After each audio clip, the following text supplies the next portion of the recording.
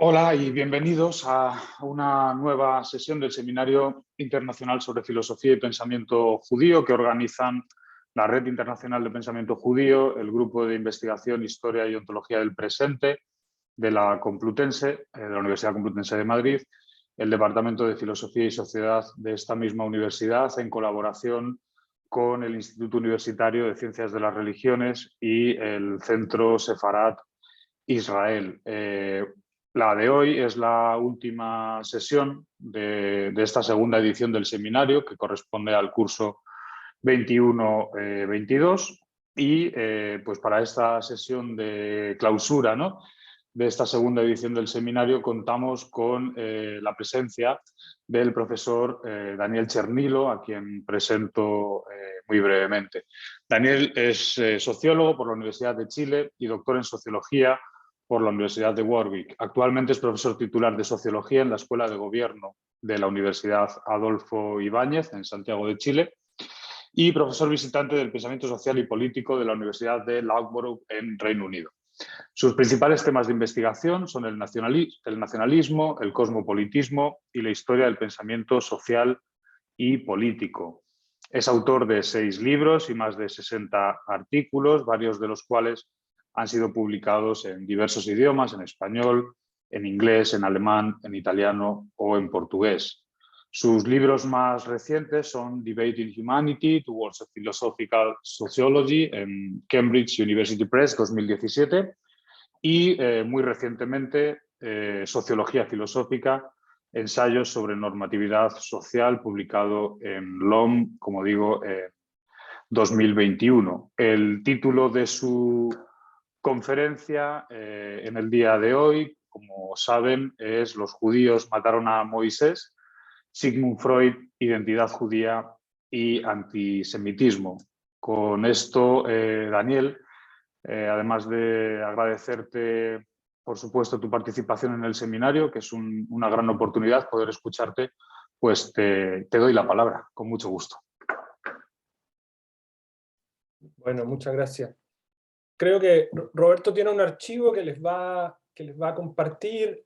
La verdad es que no hay 4 o 5 citas y hay una imagen, es simplemente para que acompañen la lectura. Yo voy a indicar cuando estén esas citas ya, cuando vaya a leer esas citas, pero es muy poquito.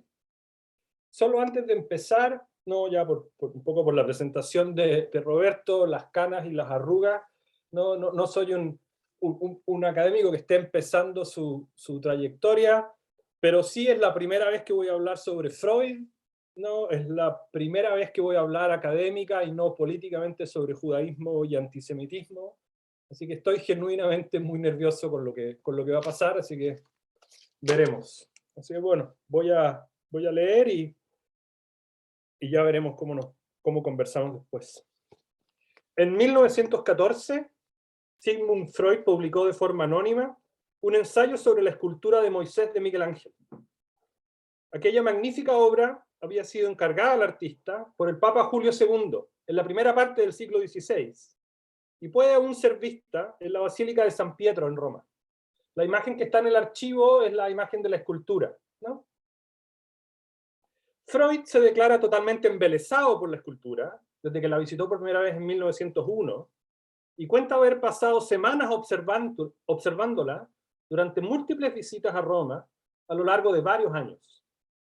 Cuando Freud publica, entre 1937 y 1939, lo que vendría a ser su famoso ensayo sobre el hombre, Moisés y la religión monoteísta, la única referencia a su texto anterior es una mención a que su interés por Moisés lo acompañaba ya por muchos años. Los dos ensayos son en realidad muy distintos. El temprano tiene menos de la mitad de extensión que el tardío. El primero es una interpretación de una obra de arte particularmente importante, mientras que el segundo busca ofrecer una reinterpretación de una serie de hechos históricos que dieron origen al judaísmo. El ensayo sobre la escultura de Miguel Ángel está enfocado en las posibles intenciones del artista al retratar a Moisés en una pose particular, mientras que los temas religiosos se asumen de forma más bien literal, en el mejor de los casos, son el trasfondo sobre el que Freud lleva a cabo su interpretación de la escultura. Por su parte, el ensayo sobre Moisés y el monoteísmo se enfoca en los hechos históricos que llevaron a la creación del judaísmo y a las consecuencias universales de su emergencia. Aún así, hay similitudes muy significativas entre los dos libros. En ambos, Freud comienza con la aclaración de que él no es experto en los campos en los que se va a adentrar, la crítica estética en un caso, la egiptología en el otro. Los dos libros están igualmente divididos en tres partes que tienen un papel similar en la estructura argumentativa de cada uno. En la primera, Freud pasa revista al conocimiento acumulado en los campos respectivos y plantea algunas inquietudes sobre la corrección o veracidad de ese saber heredado. En la segunda parte, Freud despliega los hechos nuevos o su reinterpretación de hechos ya conocidos para después ofrecer su análisis original, así como las razones más profundas que lo llevaron a aventurarse en estos campos que le son ajenos. Finalmente, en la sección cúlmine de cada libro, Freud elabora con más precisión las implicaciones teóricas generales de su discusión. Sobre todo, y como es esperable, ambos textos comparten el que Freud busca aplicar el método y saber psicoanalítico a áreas que están lejos de la psicología y la neurosis individual. Apreciamos también la forma conjetural de sus argumentos, que descansa en esa capacidad impresionante que tenía Freud para proponer conexiones inesperadas, resaltar patrones ocultos y descubrir la importancia de detalles hasta ese momento desapercibidos. Para mi objetivo en esta presentación, la conexión más significativa entre los dos trabajos se encuentra hacia el final del ensayo de 1914, sobre Miguel Ángel. Aquí menciona Freud al pasar, pero no elabora más, la presencia de una tensión en la escultura de Miguel Ángel, que tomará un lugar preponderante en los ensayos que habrá de publicar un cuarto de siglo después. Mientras más observa la estatua, más se le hace claro a Freud la idea de que está en presencia de dos Moisés distintos, dice, y no solo de uno. En la interpretación que ofrece en 1914, la forma en que Miguel Ángel representa los movimientos del cuerpo de Moisés habla de dos emociones distintas, incluso contradictorias, dice. La rabia, producto de la desilusión de Moisés al presenciar la idolatría de su pueblo, contrasta con el dolor que le genera la conducta inefable de los judíos. El pueblo por el cual Moisés ha realizado innumerables sacrificios y que se ha comprometido a liderar a la tierra prometida, no es merecedor de que el premio final al que se accede por haber obedecido las leyes de Dios. La conducta del pueblo es una amenaza para Moisés, entendido como el liberador, el líder y el educador de los hebreos. Pero aún así, Freud cree que Miguel Ángel busca reconciliar ambos Moisés, aquel rabioso y el comprensivo, el hombre que deja sentir su ira y aquel que es capaz de controlarse por un bien superior. Freud menciona incluso que estas inconsistencias en la caracterización de la personalidad de Moisés se encuentran presentes en el texto bíblico mismo. Así, la novela histórica que habrá de escribir en los años 30, Freud se refiere a su propio libro de Moisés varias veces como una novela histórica. Tiene en mente el José y sus hermanos de Thomas Mann como el tipo de novela, ¿no? que de la época, ¿no? Entonces, en la novela histórica que habrá de escribir en los años 30, estos dos Moisés se transforman en dos personas diferentes que vivieron en lugares y tiempos distintos, y con ello, la historia bíblica que hemos recibido no sería otra cosa que un relato combinado, pero inconsistente, de las historias parcialmente verdaderas de ambos personajes. Por cierto, el Moisés y la religión monoteísta de Freud no es solo un libro sobre judaísmo. Es también un estudio sobre prácticas y creencias religiosas cuando se observan desde el punto de vista psicoanalítico. Es asimismo un testamento, es su palabra final sobre cómo aplicar el psicoanálisis a los fenómenos colectivos, y es incluso un ensayo sobre el proceso de creación de mitos. A pesar de esto, es imposible separar el Moisés de Freud de su relación personal, intelectual e histórica con el judaísmo. Entonces, en lo que sigue quiero hacer cuatro cosas. Primero, voy a repasar el argumento histórico sobre quién era y qué le sucedió a Moisés, según Freud. No asumo que todos recuerden exactamente lo que Freud plantea. En segundo lugar, voy a ofrecer una breve narración de la reacción mayoritariamente negativa que el Moisés de Freud ha recibido entre los autores del canon judío del siglo XX. Y aquí voy a aprovecharme, espero, la discusión de su saber para que me cuenten no de referencias que todavía no he sido capaz de encontrar. La tercera es que quiero resaltar lo que a mi juicio es el mejor argumento del libro. Para Freud, lo propio de la identidad judía es su carácter eminentemente híbrido, sincrético. La idea de hibridez es una idea que no me tiene para nada feliz, también hay que buscar posiblemente un mejor concepto, pero es esta idea lo que me parece a mí el argumento más interesante, el argumento positivo más atractivo de Freud. Y en último lugar, voy a criticar lo que a mi juicio es el argumento más débil del libro, que es que para Freud el antisemitismo es un prejuicio esencial, atemporal, inevitable de la civilización occidental. Partimos entonces con la historia que nos cuenta Freud. El personaje principal de la historia es un hombre de carne y hueso, en realidad dos hombres de carne y hueso, llamados ambos Moisés. En continuidad con las interpretaciones académicas de su tiempo, Freud se propone mostrar que el Moisés bíblico es un personaje histórico real que vivió alrededor del siglo XIV a.C. En esa época, bajo el reinado de la octava dinastía faraónica, Egipto se había transformado ya en un imperio mundial. Es decir, era un estado y una civilización que gobernaba sobre otros pueblos como un poder externo. Este desarrollo político hizo necesaria la aparición de una religión con un culto más universal, un culto que no estuviese vinculado únicamente a los dioses egipcios. Es en este contexto que alrededor de 1375 a.C., el faraón Amenhotep IV propone una serie de reformas que han sido comprendidas como la expresión temprana del monoteísmo. Surge así una fe monoteísta egipcia centrada en el culto de un dios nuevo, el dios Atón. El culto a Atón no se transforma nunca en un culto popular, pero las reformas de Amenhotep IV fueron tan radicales que terminaron siendo entendidas como herejía por las élites egipcias de la época, lo que desencadena una guerra civil. Dispuesto a mantener su culto a toda costa, Amenhotep IV cambia de nombre, Ignatón o Akenatén, que son las dos traducciones que se dan, abandona Tebas, que era la capital del imperio, y funda una nueva capital, Akenatón, Amarna. ¿Sí?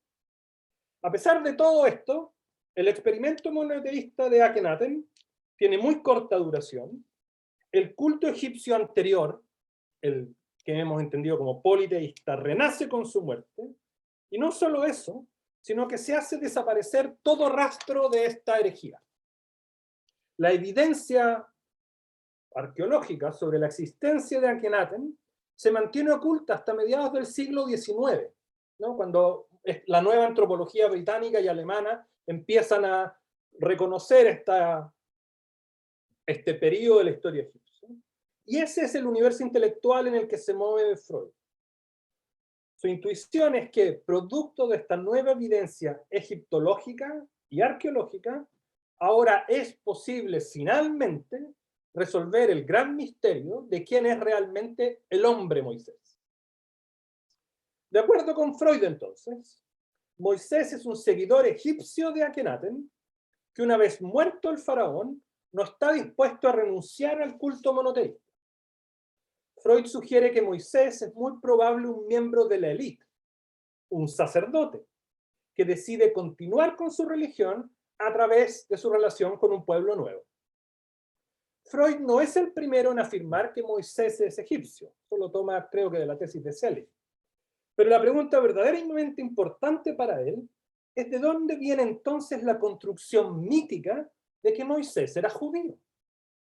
Afirmar que Moisés fue egipcio es una cosa, algo muy distinto es sostener que ese egipcio es nada menos que el fundador, el creador del pueblo judío. Freud hace notar que hay entonces algo muy extraño en la historia bíblica de Moisés. Si bien mitos como estos son comunes, en la mayoría de ellos, el héroe tiene un origen noble y son las circunstancias externas la que lo hacen crecer en un ambiente humilde. Sin embargo, la historia de Moisés funciona exactamente al revés. Moisés es un humilde niño hebreo que crece en una familia noble, egipcia noble, y que solo retorna de adulto a su pueblo como libertador. Para Freud, descifrar la historia real de Moisés implica entonces desentrañar las razones a la base de esta inversión.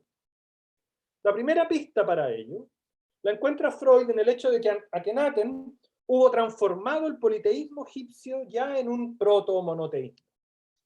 Si Moisés el egipcio ya era monoteísta, el establecimiento del judaísmo no debe comprenderse como un rechazo, sino más bien como una continuidad con la civilización y la cultura egipcia.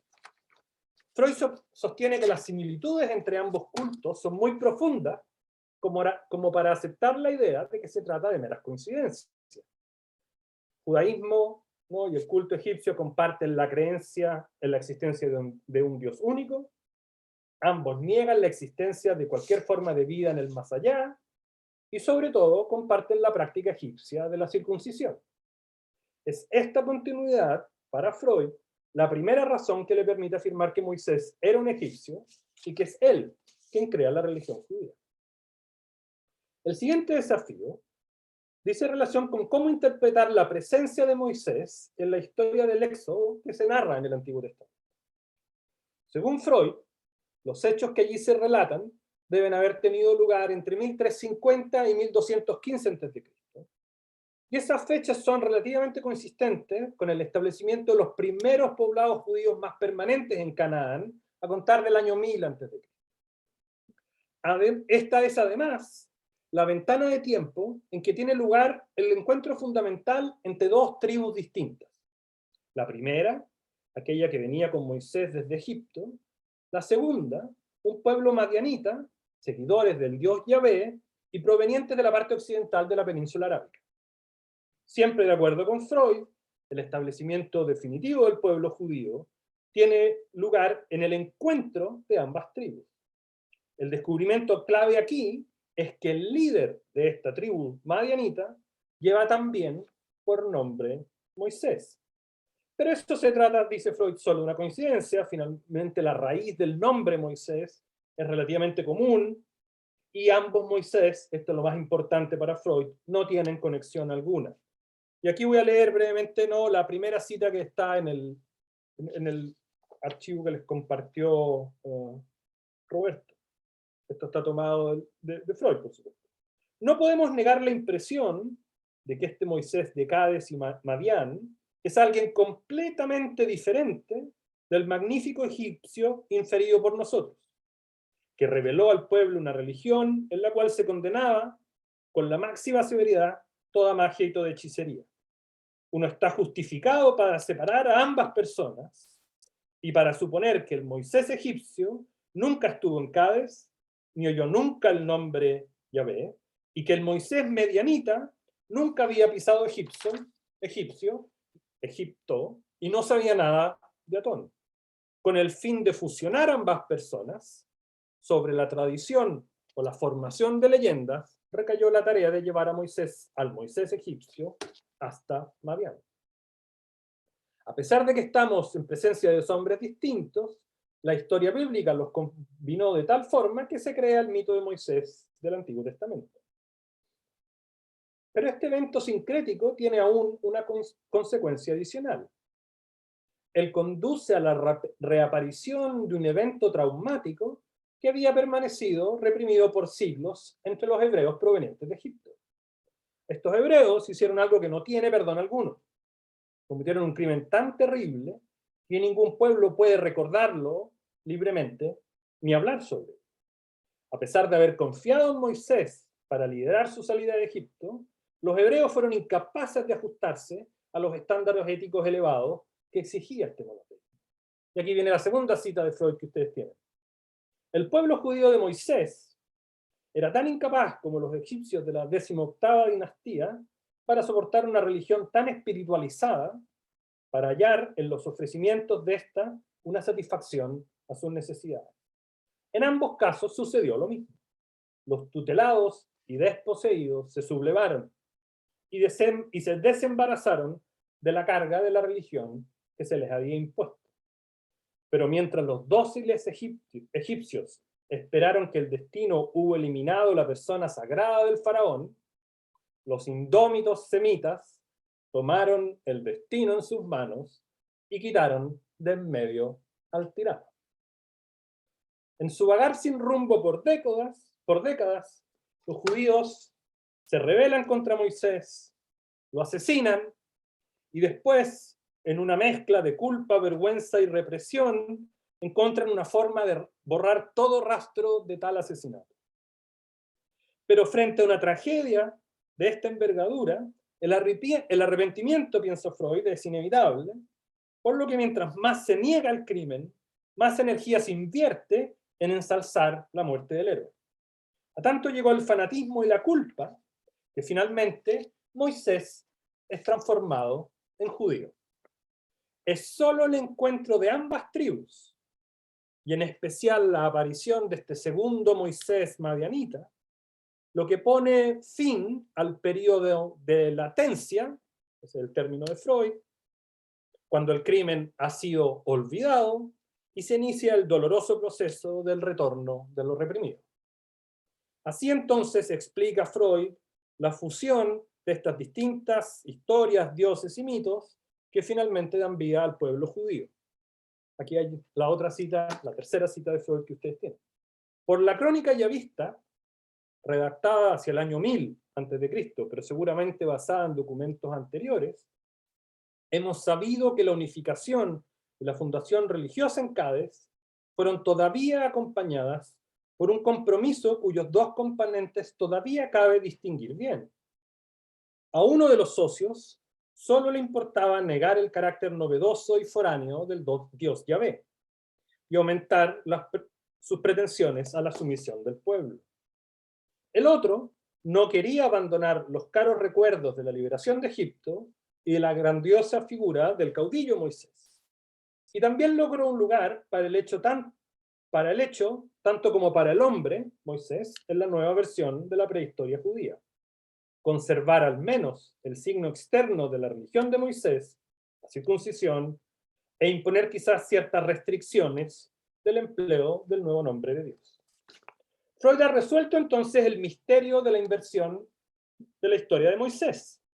Al igual que en la mayoría de los mitos de este tipo, Moisés era un noble y su misión de vida se cumple al abrazar la causa de los esclavos y redimirlos mediante su liberación. A pesar de ello, los hebreos lo traicionan y lo asesinaron.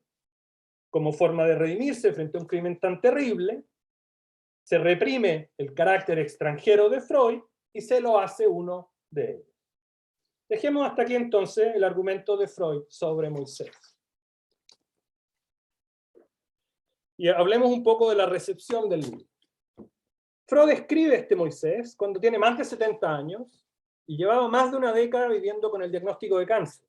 ¿No? Esperaba morir pronto, como finalmente ocurre en el 39. Hitler se encontraba ya en el poder cuando Freud comienza a trabajar en el libro. Y la versión final del libro aparece solo el año 39, poco después de su muerte, y cuando ya se encontraba viviendo en Londres, habiendo escapado de Viena. No me voy a concentrar aquí, aunque hay una literatura preciosa, en qué nos puede decir este libro sobre la identidad judía del propio Freud, ni tampoco sobre las múltiples interpretaciones que se pueden hacer de los distintos argumentos del libro. Pero no es coincidencia, me parece, que los críticos más duros con Freud sean pensadores judíos, para quienes el judaísmo no es solo un dato biográfico, sino que también una dimensión clave de su pensamiento. Veamos algunos ejemplos. Podrían ser más, pero traje solo algunos. En 1947, Martin Buber escribe su propio libro Moisés, en clara alusión a Freud, pero despacha, ¿no?, el trabajo de Freud en una frase. La ignominia es completa. Se trata de una nota al pie en el segundo párrafo del prefacio. Eso es todo lo que Buber tiene para decir del libro de Freud. Cito a Buber.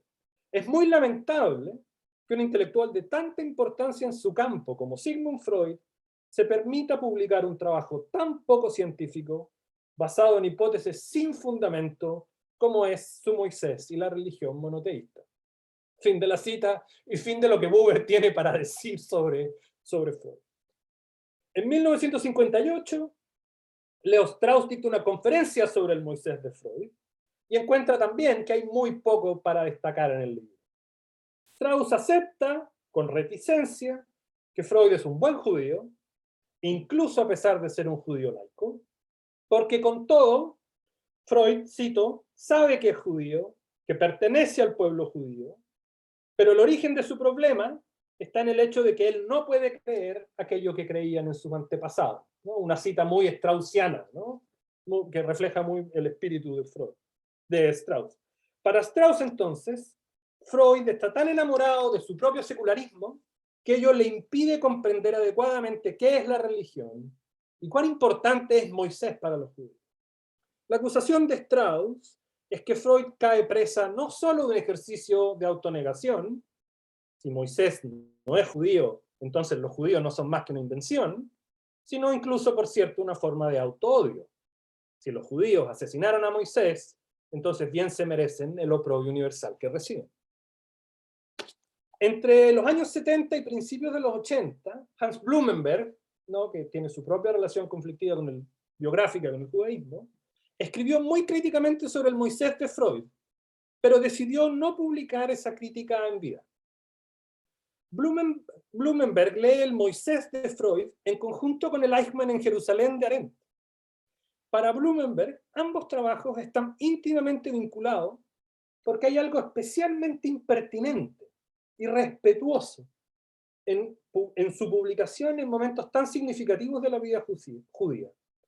Acusar a los judíos de parricidio en medio de la persecución nazi en el caso de Freud, o acusar a los judíos de colaborar en su propio exterminio cuando Eichmann está finalmente enfrentado a la justicia en una corte israelí en el caso de Arendt. Bruno me encuentra especialmente arrogante, está muy enojado con esta explicación de que tanto Freud como Arendt dan respecto de que su única preocupación es con la verdad, no con la investigación y no con las consecuencias de su escrito. Por el contrario, para Blumenberg no hay allí más que el narcisismo propio de los intelectuales, un acto de darse importancia completamente excesiva, incluso, por cierto, una dosis de auto-odio. Hay muchísimos más ejemplos que podríamos notar y sobre todo hay muchísimas ausencias, ¿no? Hemos conversado con Roberto Scholem, pareciera no hablar para nada de esto. Alguien como Michael Balzer en Estados Unidos hoy día, que ha escrito extensamente sobre el éxodo y sobre las implicaciones políticas, no, de este periodo de la historia judía, no hay una sola mención al libro de Freud. No, hay algo ahí que seguir explorando. Un argumento completamente distinto lo hace Joseph Hatim Yerushalmi, ¿no?, quien en los 90 ofreció la interpretación posiblemente más influyente del Moisés de Freud. Para Yerushalmi, el judaísmo secular de Freud se funda en una paradoja, ¿no? Se trata de judíos que en su mayoría han cortado los lazos con las prácticas y creencias de la religión y que sin embargo sienten que hay algo esencialmente judío que aún define su identidad personal. Son judíos que tienden a ser particularmente severos con los ritos tradicionales, pero que al mismo tiempo no pueden definir positivamente en qué consiste su judaísmo. Y por cierto, no están preparados a conceder que la historia del judaísmo ha llegado a su fin. Se trata de judíos que son particularmente sensibles frente a actitudes antisemitas, pero que no aceptarían tampoco que su judaísmo consiste principalmente en oponerse a ese judaísmo. Yerushalmi encapsula todas estas intuiciones en la idea del judío psicológico, en alguna medida no como homenaje al propio Freud, ¿no? Y aquí está la cita larga de Yerushalmi que tienen en el archivo. Si para los judíos seculares el judaísmo ha definido una identidad judía, de un tipo u otro, la identidad del judío psicológico pareciera, esto me parece muy importante, al menos para alguien externo, vacía de cualquier contenido central. Ha devenido casi únicamente subjetividad. Una tesis muy fuerte. El contenido queda reemplazado por el carácter. Alienado de los textos judíos clásicos, el judío psicológico tiende a insistir en disposiciones judías inalienables: intelectualidad e independencia de juicio, los estándares éticos y morales más altos, preocupación por la justicia social, perseverancia frente a la persecución. Estas son algunas de las características que ellos reclaman como esencialmente judías en caso de ser necesario. No es por tanto una coincidencia que el primer gran héroe cultural de los judíos modernos fuese Spinoza, al que se unió después Marx y finalmente el propio Freud. Los judíos psicológicos tienden a ser sensibles al prejuicio antisemita de una forma particular, flotando como parte de su identidad judía, a todas luces real, pero sin definición. Ellos resienten doblemente y rechazan con fuerza cualquier intento por parte de la sociedad mayor por definirlos por oposición a sus propios deseos. Los peores momentos son aquellos en que, como resultado del antisemitismo, se ven forzados a tomar conciencia de que aspectos fundamentales de sus vidas aún están determinados por decisiones ancestrales que tal vez ya no comprenden y que en cualquier caso sienten que deben trascender o rechazar. La cita es fascinante en múltiples sentidos, pero me voy a detener solo en uno, y aquí también podríamos detenernos una conferencia completa. Esta es la configuración fundamental de la historia del judaísmo moderno. Esta cita aplica exactamente a los judíos no judaicos de Isaac Deutscher, ¿no? Marx, Trotsky, Rosa Luxemburgo, el propio Freud.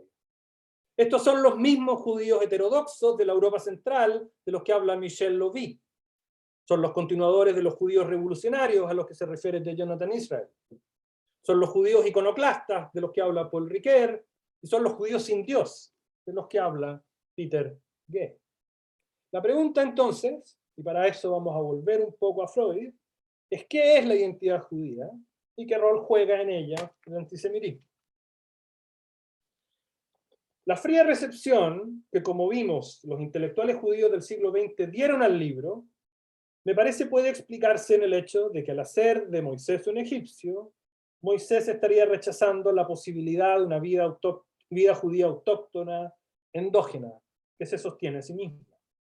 Si el fundador de los judíos es un extranjero, en la práctica Freud niega a los judíos la independencia, que es condición de posibilidad para que un pueblo afirme su derecho a una vida autónoma.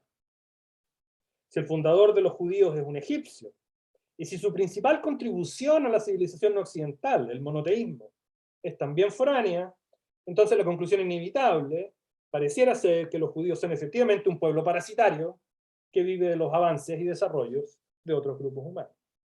Esta me parece una interpretación demasiado estrecha y también me parece sociológicamente poco plausible en relación con el propio devenir de la identidad judía. Por el contrario, mi hipótesis es que al afirmar el origen egipcio de Moisés, Freud postula que el dato esencial de la vida judía es su carácter esencialmente híbrido. Sostener que esa es la tesis principal de Freud sobre la identidad judía tiene la consecuencia, creo, de transformar su argumento en uno positivo, afirmativo, respecto del presente y el futuro del judaísmo. Puesto que el judaísmo tiene sus orígenes en la combinación de distintas tribus y credos, así como en la adopción de un Dios no nacional, este sincretismo se mantiene como el elemento definitorio de la vida judía hasta nuestros días. Si el fundador de los judíos es egipcio, si la religión judía es la combinación de la fe de Adonai y de la fe de Yahvé, si el judaísmo moderno está dividido entre sus variantes religiosas y seculares, sionistas y asimilacionistas, entonces Freud no hace del judaísmo una identidad parasitaria, sino que justamente está indicando una forma alternativa de comprender en qué consiste la vida judía. Esta es la forma en que Freud se hace parte de esa generación de pensadores heterodoxos que definieron su relación personal con el judaísmo en buena medida por oposición a la manera en que el judaísmo se presente frente al mundo e incluso muchas veces como el judaísmo se ve a sí mismo. Un pueblo testarudo, que no puede ni quiere cambiar, un pueblo cuya única lealtad permanente es mantenerse apegado, sin cambios ni excepciones, a la ley de Dios. La visión de Freud sobre el judaísmo contradice también la idea de un judaísmo exclusivista o particularista. Por el contrario, la gran contribución del judaísmo al mundo sería la de haber dado forma, mas no creado o inventado, la idea de este Dios universal que no sabe ni de hombres ni de mujeres, ni de blancos ni de negros, ni de judíos ni de gentiles, sino solo de seres humanos.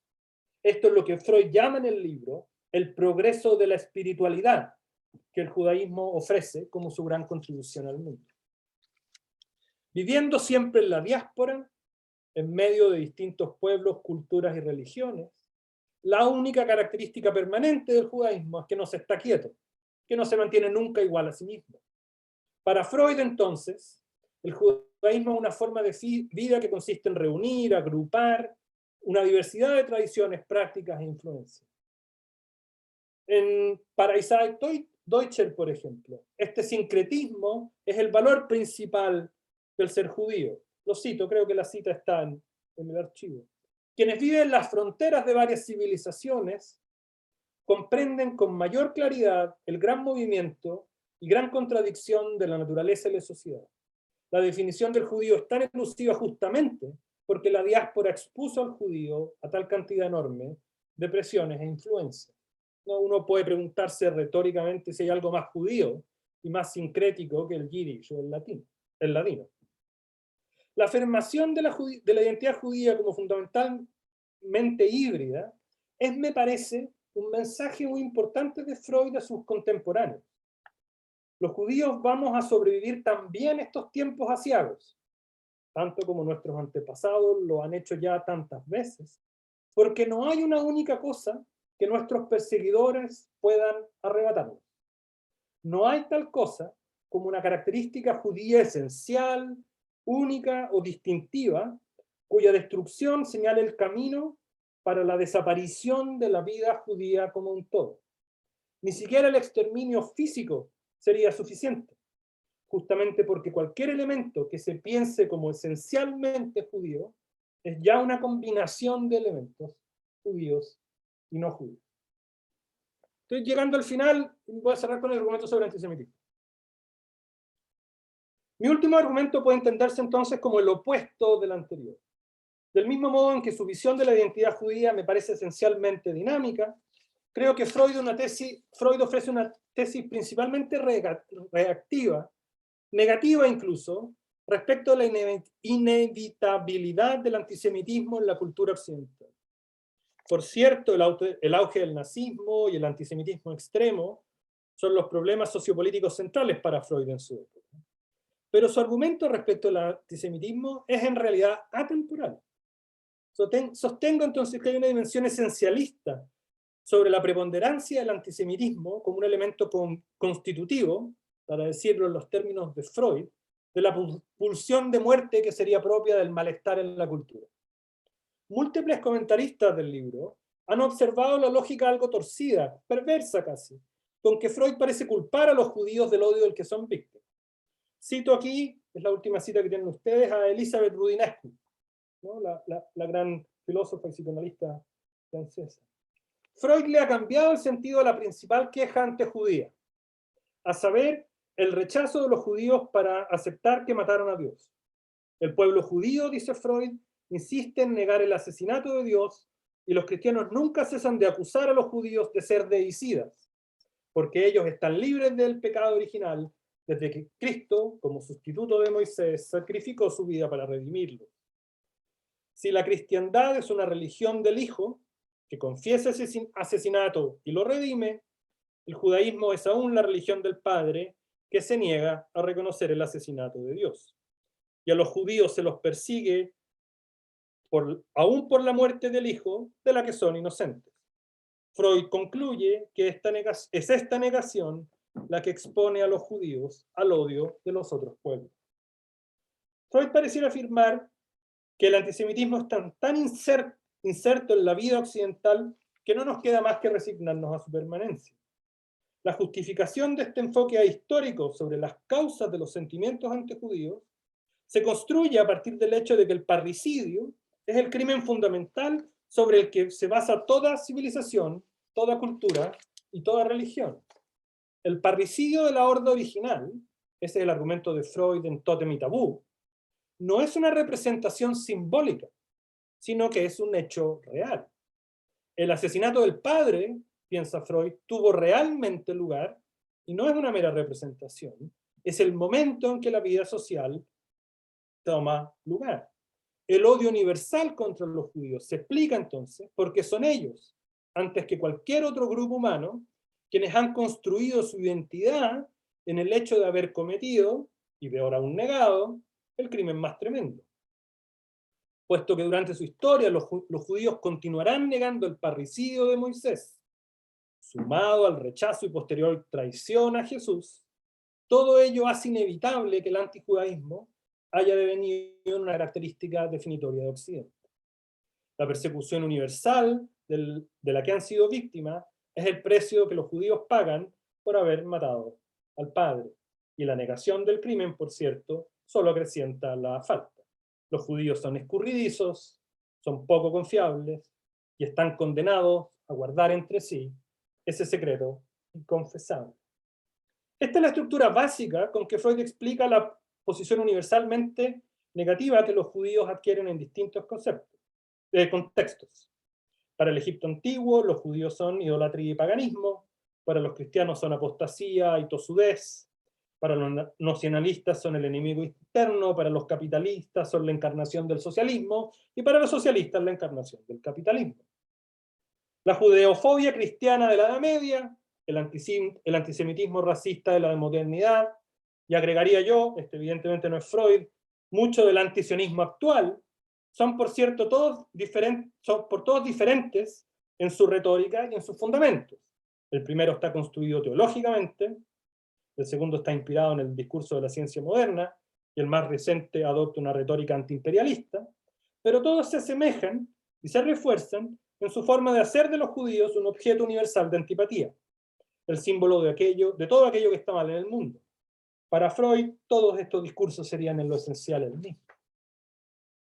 El antisemitismo no es una forma de racismo para Freud, no solo porque las razas puras no existen, sino porque la intensidad del odio contra los judíos no puede explicarse por razones biológicas, por causas biológicas.